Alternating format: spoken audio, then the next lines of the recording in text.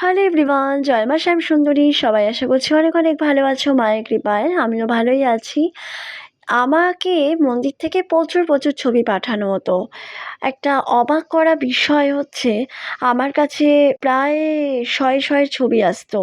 সেগুলো সবটাই আমি তোমাদের সাথে আমার ইউটিউব কমিউনিটিতে শেয়ার করেছি। যারা দেখোনি ইতিমধ্যে মায়ের রূপ দর্শন করতে পারো, আর অনেকেই দেখেছো, তার জন্য অসংখ্য ধন্যবাদ। আর এই যে ছবিটা, অদ্ভুতভাবে এই ছবিটা আমি ফেসবুকে কোনো একটা জায়গায় দেখতে পাই। আর সেই ছবিটা আমাকে এতটাই টানতো, আমাকে এই সমস্ত ছবি, বললাম না শয়ে শয়ে ছবি আসতো, বাট এই ছবিটা আমার কাছে আসেনি।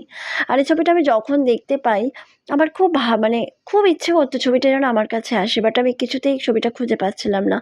অদ্ভুতভাবে ছবিটা আমি পেলাম, আর তোমাদের সাথে শেয়ার না করে পারলাম না।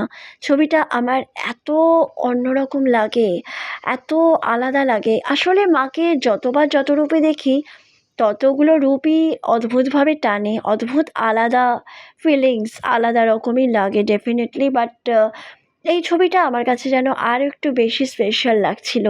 তোমাদেরও কি এরকমই মনে হচ্ছে, না অন্য কিছু? মায়ের এই ছবি দেখে তোমাদের মতামত জানাতে আমাকে কিন্তু একদম ভুলো না। সবাই খুব ভালো থেকো, সুস্থ থেকো, সাবধানে থেকো। চলো আজকের মতো টাটা। জয় মা বিপত্তারিণী, জয় মা শ্যাম সুন্দরী, জয় মা।